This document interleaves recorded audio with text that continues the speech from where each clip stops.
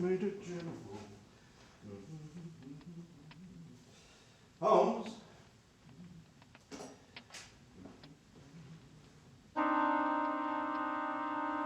My God, Holmes!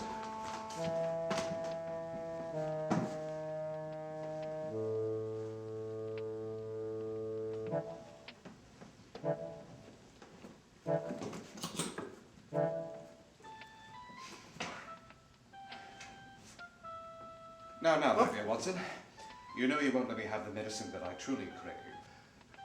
You're not ill, Holmes? No.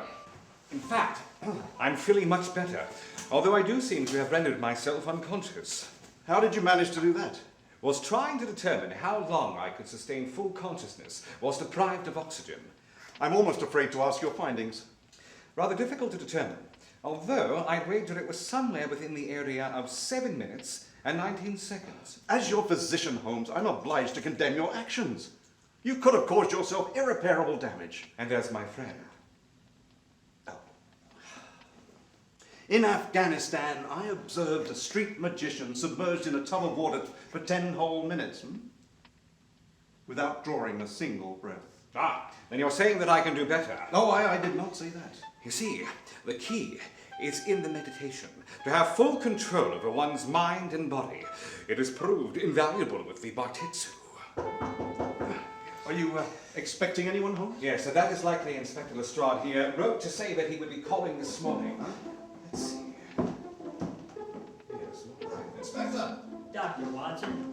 Ah, my dear Inspector Lestrade, how very good it is to see you. As a visit from you usually precedes several quid in my pocket. It's 10:30 in the morning, Holmes, and I've been up for many hours. I don't have the energy to verbally spar with you this morning. Perhaps some coffee is in order then. It's 10:30, man. Make it brandy. Yes, of course, as you will. Thank you. Have you read the Morning Chronicle yet, Holmes? No, although I do believe that Watson has procured the second edition. Don't bother. I can summarize the only interesting story that's in it today. There was a young woman murdered in Crow's Court this morning. A public house singer by the name of Sally Sainsbury. She was attacked, strangled, and mutilated beyond reasonable recognition. Like the Ripper. No, Doctor. The Ripper was more methodical in his work. This one here was much cruder, and I dare say a lot more vicious. Is there a suspect? Yes, we have a man in custody. Then I cannot see how it is that I can be of assistance to you, Lestrade. The murder itself is secondary to the odd circumstances surrounding it. It's this blasted article. Well, what of it? It's a faithful account of the murder of Sally Sainsbury. Right down to the position of the body, the name of the fellow who found her. Then what is it that perturbs you, my dear Lestrade? In order for that story to have made it to the second edition of the Chronicle, it would have had to have been written and typeset by 2 a.m. in the morning. A full 2 hours before the actual crime took place.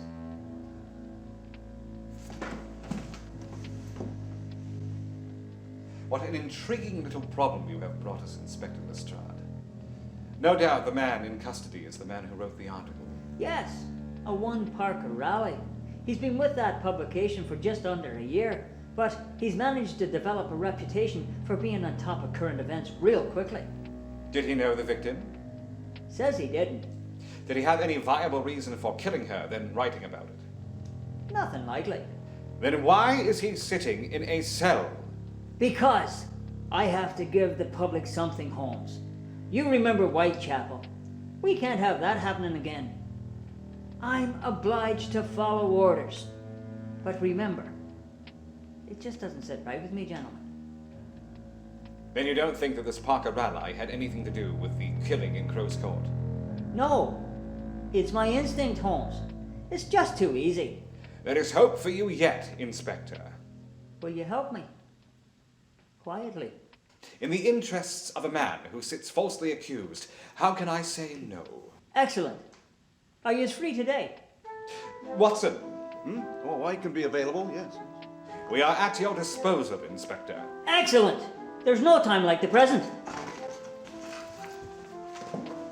Doctor?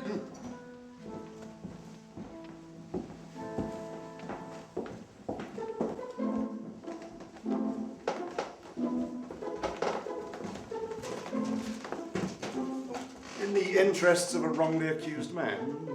Admit it, Holmes, you're intrigued. Much more intriguing than choking in the air from my lungs.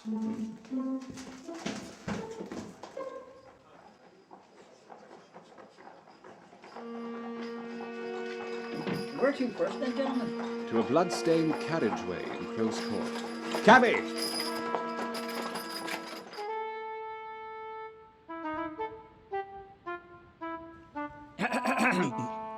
At ease, Wilkins. It's not the Queen. And save me some of that stuff, will ya? Inspector? This is the carriageway where Sally Sainsbury drew her final breaths, gentlemen. Inspector Lestrade, how can you expect me to conduct a proper examination of the area if your officers have trampled through the scene of the crime? We're all obliged to do our jobs, Mr. Holmes. Where has the body been taken? To the morgue. I should like to examine it. The killer's technique could provide a good deal of information. I doubt he's a medical man, if that's what you mean, Doctor. Yes, he was rather messy. There's sawdust everywhere. Still, I think it would be beneficial. Of course. I'll arrange for it. Inspector Lestrade, do you know if standard issue Metropolitan Police boots are still provided by G&S Brow of Birmingham? Fairly certain, Holmes. Why? Have you found something? A good deal. Several sets of footprints, relatively fresh. These are the girls. She comes in through the gates and stops here to pick up something she's dropped, her handbag perhaps. And these are the killers. He wasn't waiting here. Rather, he followed her in from the street and made his way relatively close to her before she knew that he was there. And then he made his attack. He must be rather strong. As you can see, there is very little sign of a struggle. No, he did the deed right here and exited the way he came. And what of the police boots? How many officers have been through here? I've had 5 men assigned to this scene. That explains these. And this set is yours, a finer shoe. Lob's, I should think. Yes. And another set, a man's. Oh, that'd be the bloke who found her. Rathbone's his name. Excellent. These are all easily accounted for. What concerns me most is what's over here. More prints? Yes. 5 sets, and all of them male. And one of them is lame. You can tell by the distinct impression of the walking stick. But they're not moving. One of them shuffles forward, but is called back, likely by the man with the cane. They're standing there for quite some time. You can tell by the depth of the impressions. Yes, they linger. And then they leave. How very curious. And what do these footprints suggest to you then, Holmes? That something foul is definitely afoot. This is not a laughing matter, Holmes. I'll agree, Inspector, as it appears that Sally Sainsbury is the victim of the most heinous motive for murder that I've ever seen. Murder as a spectator sport. They watched as she died. It's hideous. I think you've got quite a problem on your hands here, Lestrade. Do you realize the implications of what you're saying? The population will go into a panic if they think there's a roving pack of murderers roaming the streets at night. None of these men got their hands dirty, Lestrade. No, they simply observed from the darkness. Shadow watchers. Yes. I think we've seen all there is to see here for now. Where would you like to go from here, gentlemen? I should like to meet with the man in custody. That can be arranged. And if you don't need me, Holmes, I should like to examine the corpse. An excellent idea, Watson, and we can meet again at Baker Street this afternoon. I'll gain you both access. As for me, I've got another sleepless night ahead of me. There are none who shall sleep safe until the perpetrators of this terrible crime are removed from the streets of London. A terrifying thought, gentlemen. Holmes? What if it's just begun?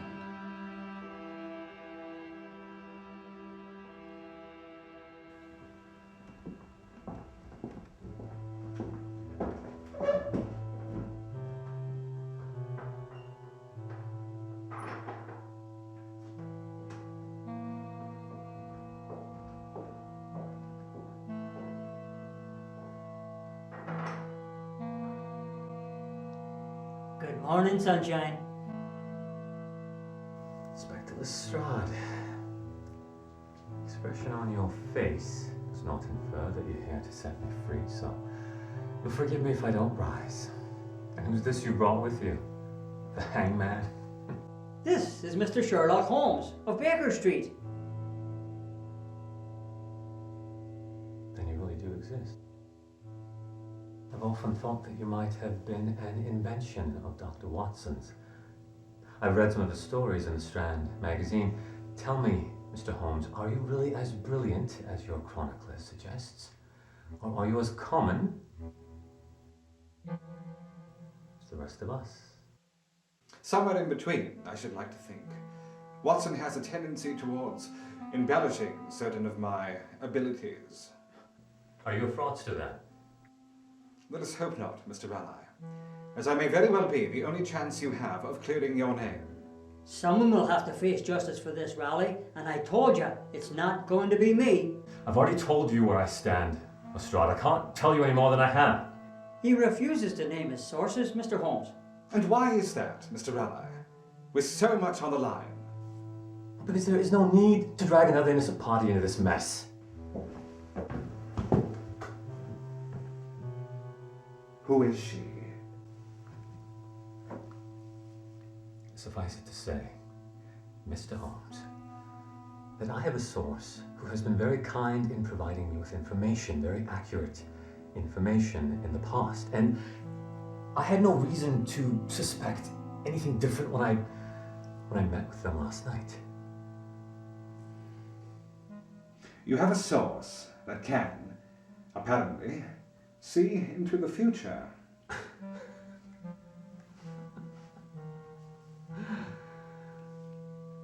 That would be preposterous. Has it occurred to you, Mr. Raleigh, that you may just be a pawn in a very macabre game? I do hope the individual that you're trying to protect is worth what you are putting at stake, sir. If I am wrong, so be it, on my own head and no one else's.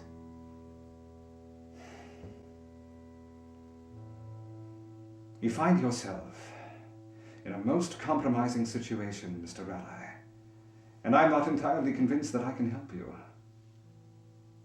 You're not making this easy for either of us. But we shall press forward. I'm finished for now, Inspector.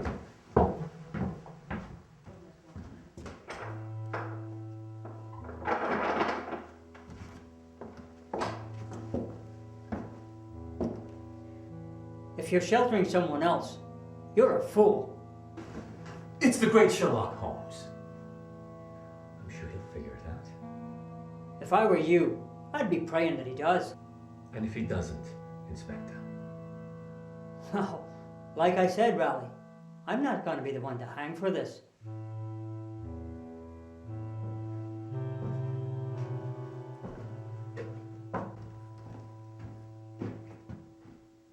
He's a bloody fool, Holmes. Albeit an impassioned one. Well, back in the old days, I'd have made him talk. But nowadays, with things being as political as they are, well, what do you suggest, Holmes? When in doubt, Lestrade, there is always Paganini. So, you think that this Paganini fellow might have done it?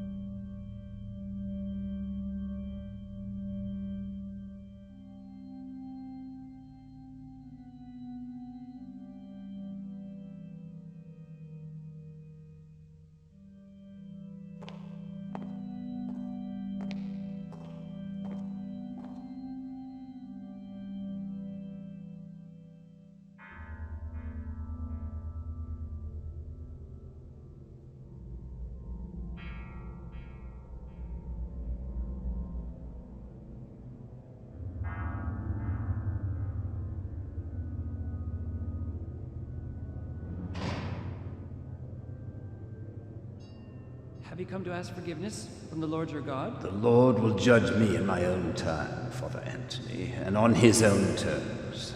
It is you who shall be judged on this plane. Why have you come here? This morning, you almost intervened with the program in Crow's Court. And now we have learned that you spoke of our endeavors, shared our plans with one not worthy. You are a weak man, Father, and a weak link in the chain threatens our very existence. Surely you will not harm me in the house of God? The Lord will show you no mercy for what you have done, Father. This is not your time, though it approaches swiftly. First, there is a woman who lives in Belmare Garden. Evelyn? No. Evelyn, yes, that's the one. Oh, Evelyn!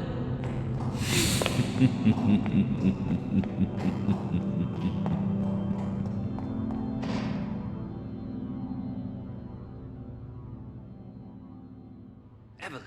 I wish that you'd never come to me all those months ago. I wish I'd never met you. But I've loved you so much. I've given you so much. We've shared so much. All that we've shared is your indulgence. You're not the first priest to call me, nor will you be the last. How can you say these things to me? How could you have betrayed my trust? You came to me drunken with a loose tongue, bragging about those terrible people and the horrible things you were going to do. I didn't believe you at first. I thought it was part of some macabre fantasy, but there was something in your eyes, something that frightened me more than the words you spoke or the deeds you described. It was sincerity. It haunted me after you left. Now, dear God, that poor woman... Who did you tell? I shouldn't be here. Evelyn, who did you tell? Better man than you, supposed child of God. You're nothing but the son of Satan. No, I'm a good man. I tried to stop them. I tried to help her. Who, Anthony? The woman who's butchered this morning? Whose life was taken from her in the cruelest of ways? I know that I will burn in hell for all eternity for my sins. Now you tell me I might be in danger. Evelyn, listen to me. You can't understand the full extent of this, how deep this runs. If only you knew how powerful. But I don't want to know. I never wanted to know. Why can't you see? Why can't you understand? But Evelyn, I love you so much. I don't love you. Evelyn, you know I love you. I've always loved you. I will always love you, Evelyn. Evelyn, you're breaking my heart.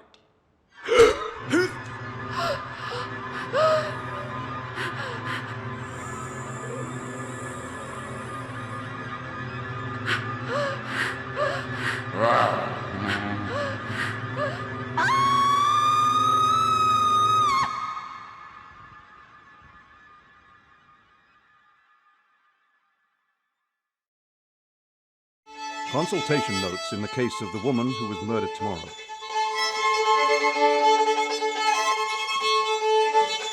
After our examination of the scene in Crow's Court, I attended the district morgue where I was able to examine the remains of the unfortunate Miss Sally Saintsbury.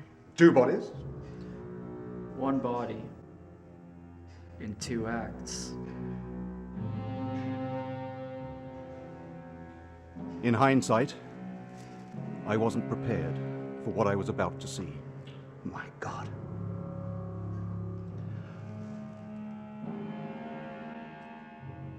Her wounds were extensive.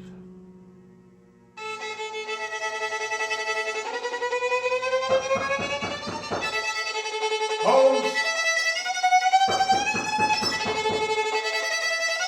The door, Holmes!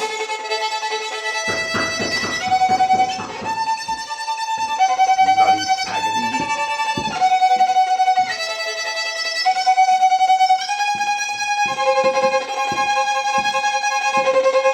We've been at this all night. Inspector Lestrade, I didn't hear you come in. There's been another incident, gentlemen. Another murder. This one's a double, and it's much more sensitive than the first. And you're certain that it's the same killers? This time we found the same sets of footprints. Well, 4 of them with the cripple. I never said crippled, Inspector. Simply lame. Duly noted. There's the gutting and mutilation of the bodies, Removal of certain organs. piled neatly around the corpses. And the unfortunate victims. Well, that's where this case becomes exceptionally sensitive, Holmes. The first, a professional mistress by the name of Evelyn Norwood, and the other, a father, Anthony Jeffers. Father? You mean... This case is getting darker by the minute, Lestrade. Yes, a reporter's already come by from the London Times. They're, calling it the, Adam and Eve killings. The affair of the priest and the prostitute. What do you think, Holmes? Is the killer making a statement? Perhaps. Although maybe this was an act of necessity. What do we know about the young Father Jeffers? He was the resident priest at the Church of the Immaculate Trinity. Until last night, that is. Well, looks like Parker Raleigh's off the hook then. Evidently. Although I wouldn't release him quite yet, if only for his own protection. Why? Do you think whoever committed these atrocities might have it in for him then? Perhaps. Although I think we should err on the side of caution for the moment. I would, however, like to pay another visit to Mr. Parker Raleigh to discuss his own relationship with the late Evelyn Norwood.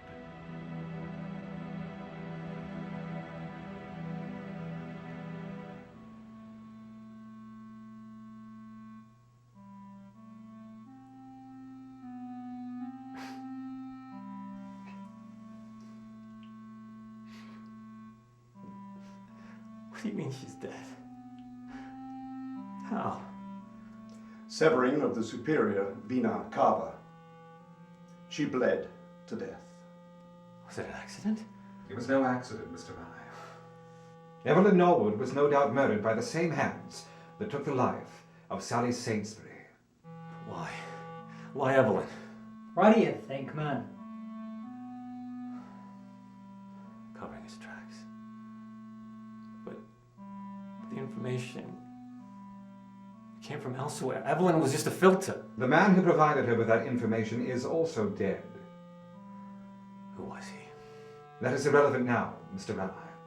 What is of the utmost importance is you providing us with all the details pertaining to your last rendezvous with the late Evelyn Norwood. But what good is that now?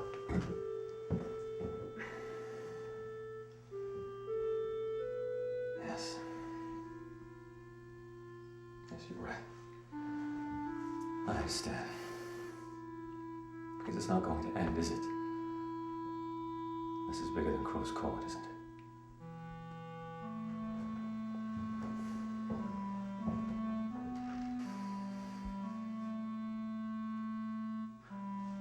A lot is going to be said about Evelyn when more of her past comes to light.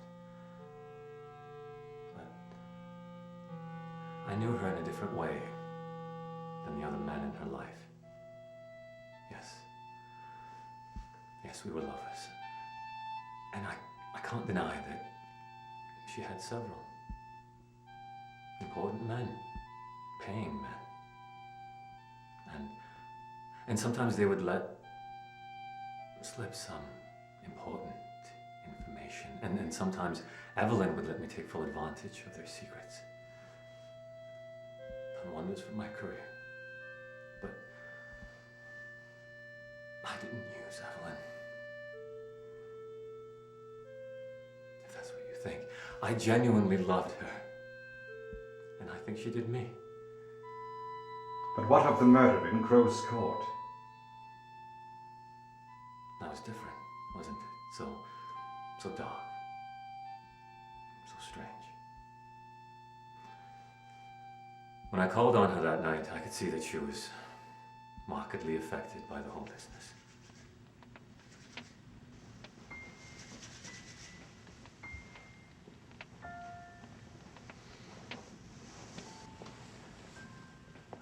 What's wrong? Me? It's nothing, darling. Now, where were we? Evelyn, I know you by now. If I'm paying for our time together, the least you can do is be honest with me. No money. I don't want anything from you tonight. What is it? I've never seen you like this before. I think you're frightened of something. Why would you say that? Because I know people. I can read people. It's a part of my craft. Yes. There is something on my mind. Something haunting me. Evelyn, talk to me. Without fear of judgment. I visited another one of my clients earlier today. Someone high-ranking? Not especially, but someone respected in the community nonetheless. A regular gentleman attached to me, but harmless. He came to me, drunken, spinning a story so horrible I thought, he must have pulled it from the pages of the Penny Dreadful. What type of story? A story of a murder that hadn't yet been committed, but one that was to transpire this evening. What? He told me about a group of men who pay good money to watch terrible acts of depravity. He cited 2 previous examples. I'm sure you read about them in the papers. You remember the cabbie from Hammersmith whose corpse was paraded around town on the top of his Hanson until the police could subdue his horse? I covered that one myself. I thought there was something different about it. There was more to that story too, but Van Proust from the Times, oh, he beat me to the chase. Well, if this gentleman is to be believed, this next one will be just as sensational. It's also horrible. Evelyn, tell me all about it. Everything. Everything there is to know. But why? Why would you want to know? Surely if it's true, you'll find out soon enough. Sure, but if I could be ahead of the game? Ahead of the Times or the Post? Just think of it. Sensational murder. The public has a thirst for blood, providing it isn't their own. Grotesque illustration on page 1 with all the dreadful details. Oh, I'd be promoted to features, more money. Evelyn, if I had more money, then we could have a future, couldn't we? I exist well enough. Yes, but you could get away from all of this. And settle down.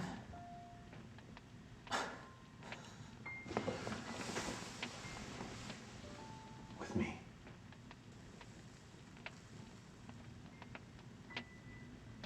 Who hasn't dreamt of a new life? A new life.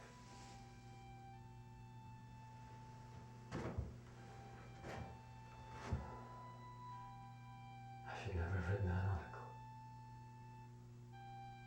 I was thinking of myself. But I was thinking of Evelyn too. My editor was easily swayed to believe that what I had written was from a reliable police source. And when the murder was committed, right down to the most minute detail in the wretched plan,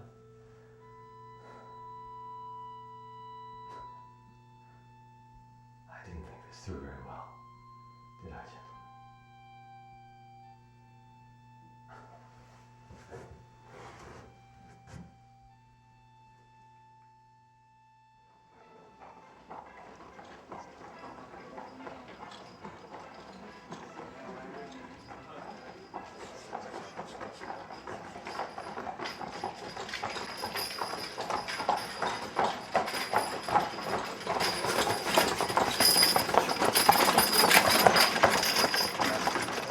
What do you make of it all, Holmes?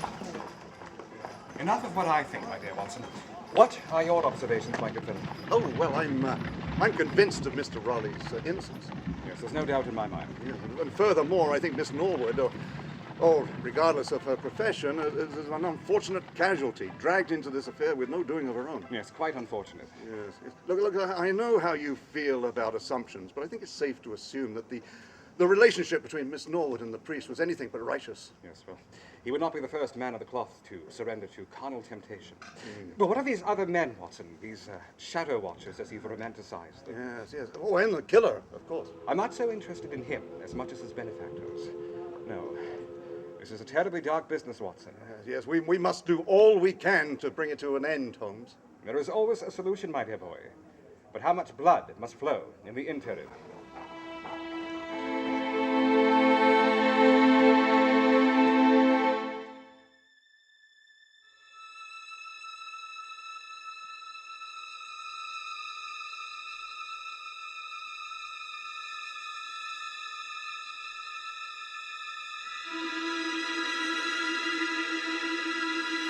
How disappointing, my friends. He seems to have beat us to the chase. I'm afraid this evening's entertainment has been preempted. Let's all go for cake.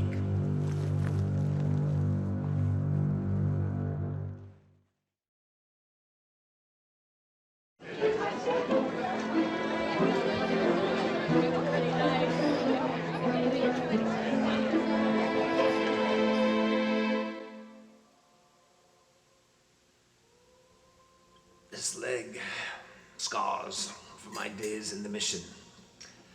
I must admit, gentlemen, that I'm rather hesitant to speak with you this morning.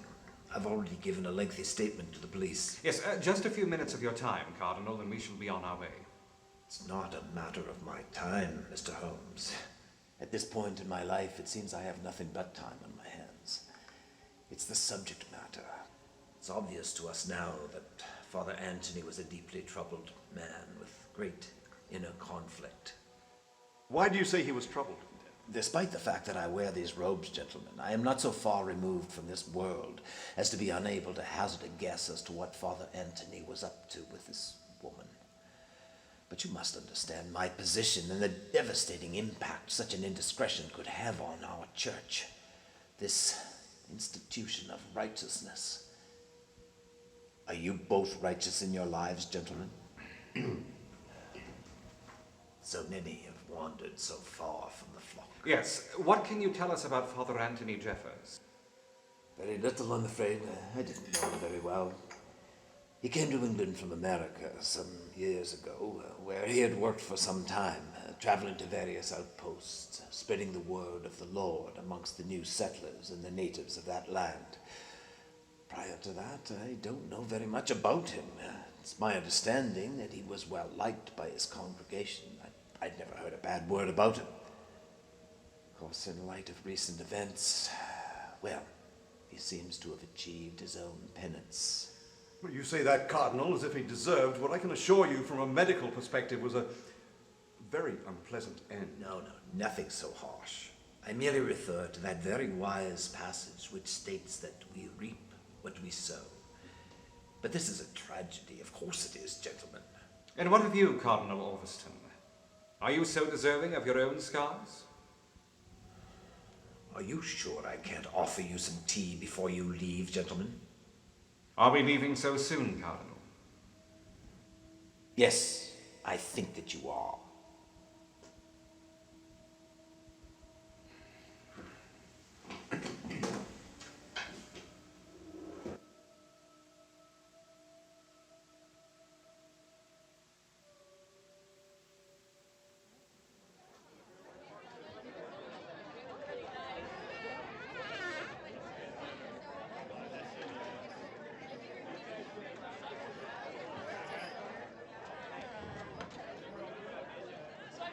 That was uncomfortable, Holmes.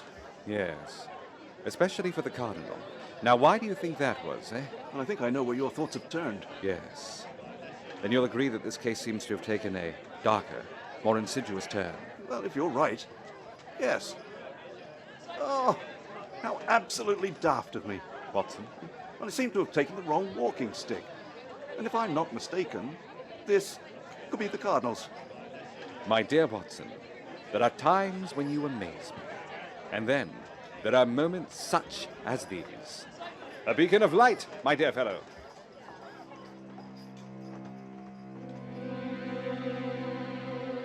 Oh, dear.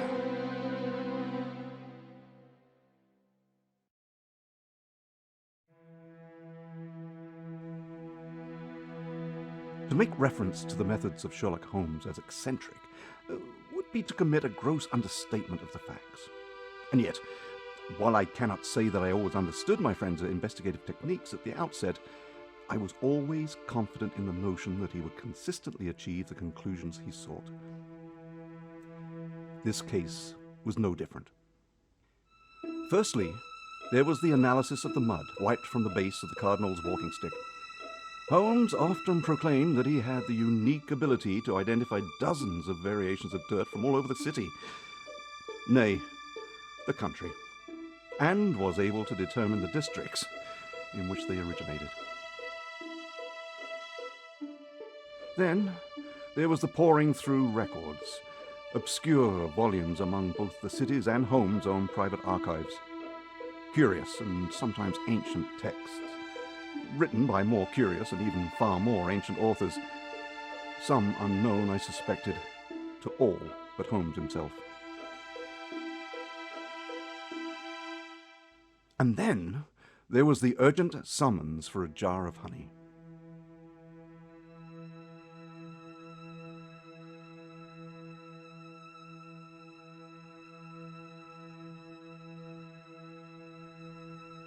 Although that particular request was of lesser interest.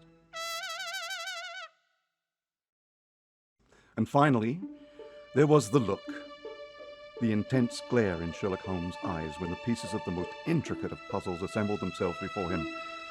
That is when I knew that. The game's afoot, Watson.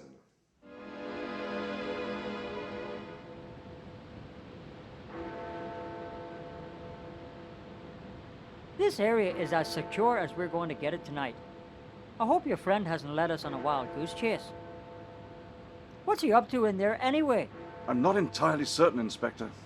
All he said was to ensure the exits to this building were covered. Anyone emerging was to be arrested as an accomplice to murder. And what if he's unable to give us a signal? We'll have to use our instincts.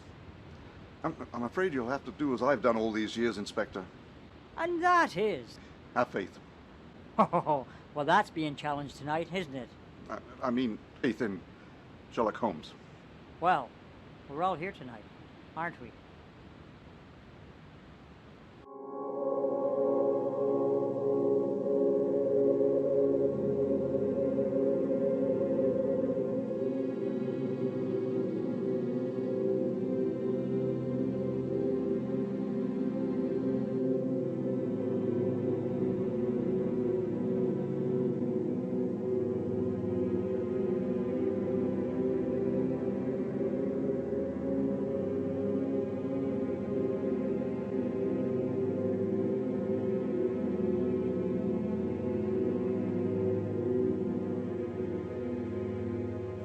Thank you for joining me here on such short notice, gentlemen. I have called this session of our society as I believe winds have changed against our string of good fortune. Changed?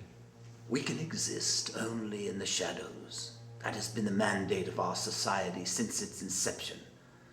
Our identities are known only amongst ourselves, and those who fall out of league with us, well, the late Father Jeffers has been dealt with. He was weak. Right so. That said, I regret to inform you that there is a man who presents a very real threat to us. One which may ultimately lead to shining a light on our excursions. His name is Sherlock Holmes. Perhaps you've heard of him. This a blackguard from the Penny Dreadfuls? I believe he may be a formidable foe. Maybe our Austrian friend should take care of him. I will see to it that he is dealt with, but the matter is pressing, as I believe he may be working in league with the police. The police? But you assured us. Relax, brother. We remain in control. Our influence is felt in many places, important places, but henceforward, any further outings may put us at risk of losing our liberty. But we've had an excellent run, gentlemen. We've achieved what we set out to do. Satisfied our cravings. Quenched our thirst. It's not enough. Caution, brother. Don't let the animal dominate you. 7 will have to suffice for now. It is the divine number. Perhaps a signal that speaks to the forgiveness for which we will all beg in our last minutes here on earth. Let us take a moment to reflect upon our sins and to remember those who have fallen to appease the beast which lies within each of us. The pauper in Whitechapel, he, of course, was the first and the most difficult. The old woman under the bridge at Hammersmith. She was easy, a drunkard. Yes, too easy. The costermonger, the real women.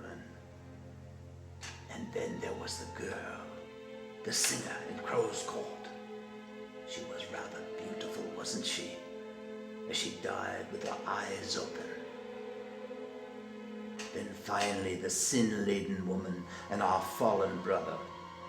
An unfortunate turn of events. But we have prevailed, gentlemen. We have always prevailed despite our sins. And now it ends. For the time being. And what are we to do in the meantime? Return to your parishes, your duties. Wait patiently as wolves amongst the flock. And when the air has cleared, barring any further meddling, I will send the call out to you again. And if the authorities come looking for us? We have been very careful, and no blood has touched our hands. We are the last citizens of this sinful city that the police would consider pursuing. And if need be, it is the Austrian who will take the fall. We are not bad people. We are good men with a hunger that needed to be satiated. When the demon is quelled, then we can do good, unpersuaded by those unholy persuasions that lurk within. We wanted our taste of the underbelly of humanity. We have all suffered. Every one of us has suffered in the service of our Lord and Master. And we have shared a common outlet for that darkness. It may very well have been a sign from him. I say, gentlemen, do you mind if I light my pipe?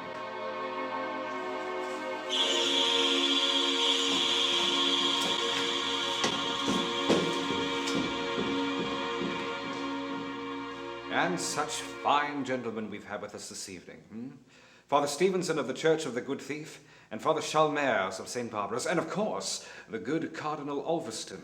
You should not be here, Mr. Holmes. Our membership is quite select. Scoundrels and cowards, lurking in the shadows of London. Vile men, each and every one of you. I take it there are police officers waiting outside. At every entrance. I see. And what of Father Giacomo, who you portrayed rather brilliantly, I might add? Arrested earlier this evening. He was quite useful once lured from the shadows. And there is nothing I have to say in my defense. How long until they come in here? Once I give the signal. What are you waiting for? There are one or 2 points of interest I should like to clarify, if you wouldn't mind. I am at your mercy, Mr. Holmes. Tell me, when you lost your leg as a young man in Africa, is that when you first lost your mind? You are cruel, Mr. Holmes. It was the common thread that linked you with the other priests. During our earlier meeting, you had mentioned that Father Anthony Jeffers had served as a missionary in America. What you neglected to tell me was that he had suffered at the hands of the Iroquois whilst trying to convert them to his faith. He came to England a broken and scarred man. He found strength amongst our brotherhood.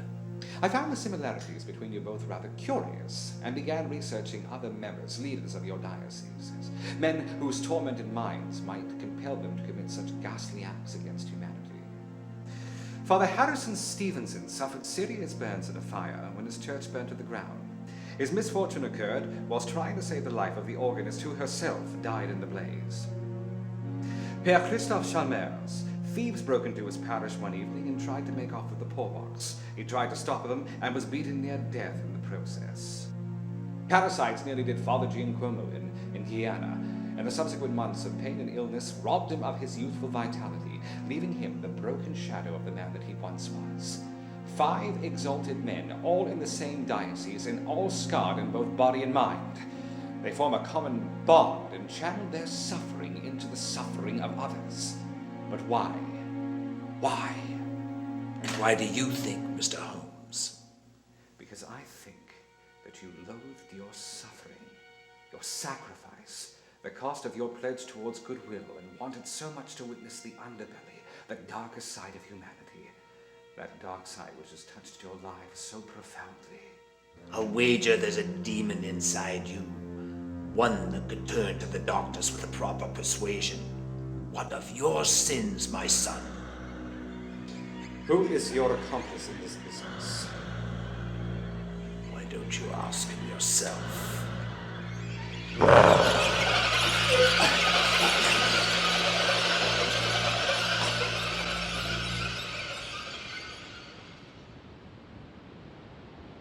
We've arrested 2 of them.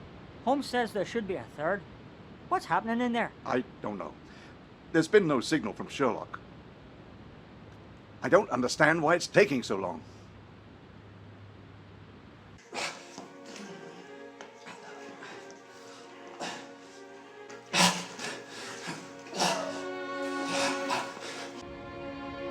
No. Something's not right. I know Holmes. Wait! I'm the bloody policeman.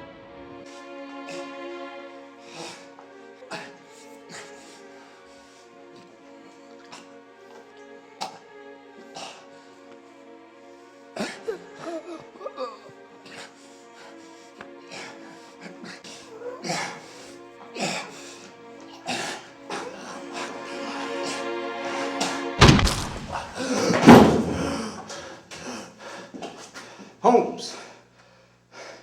Yeah. Good old Watson.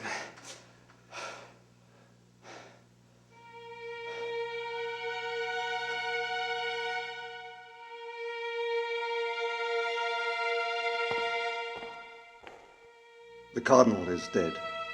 And dead men tell no secrets.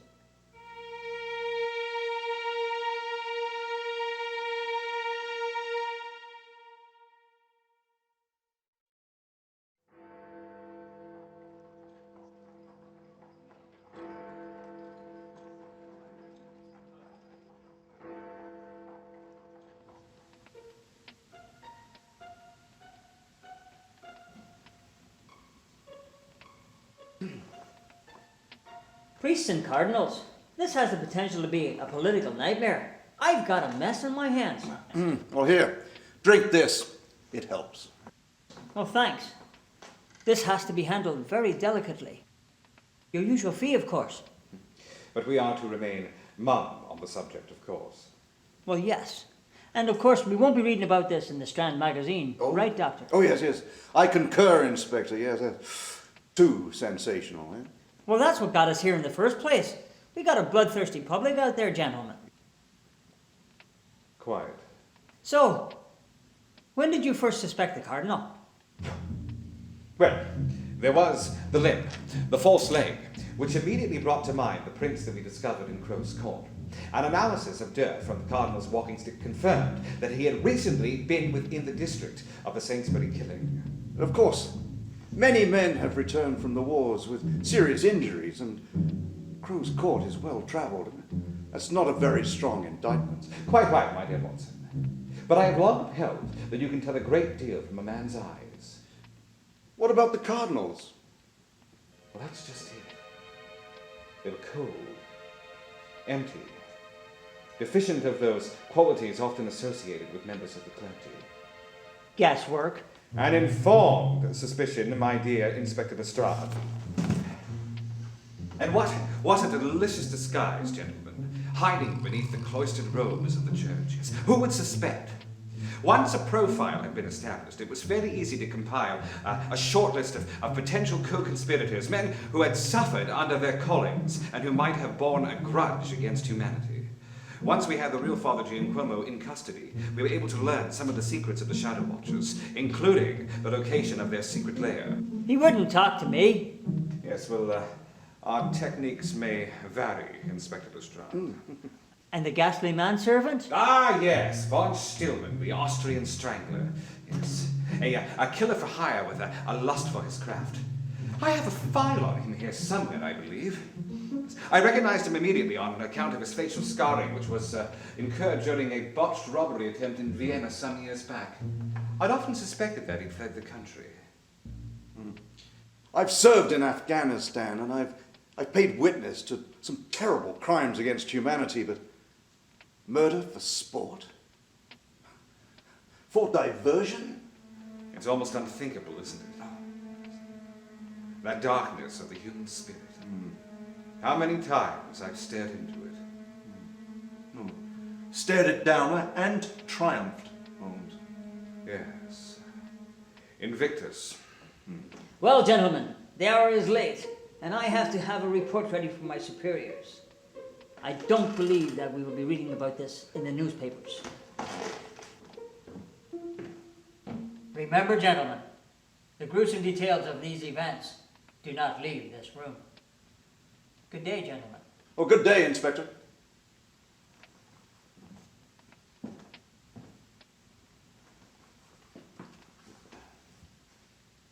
Well, another case has reached its denouement, my dear Dr. Watson. I think a short holiday to Conway might be in order. Yes. You know, they've recently unearthed the remains of a mummified bogman there that I should like very much to see. Yes, I can't think of a better way to spend some time.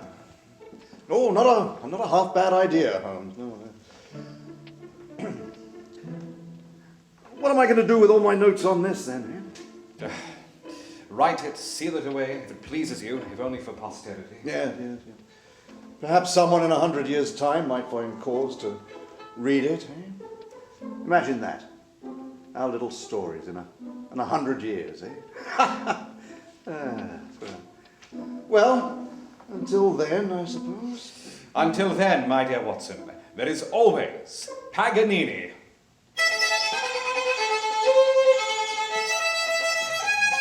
Bloody Paganini.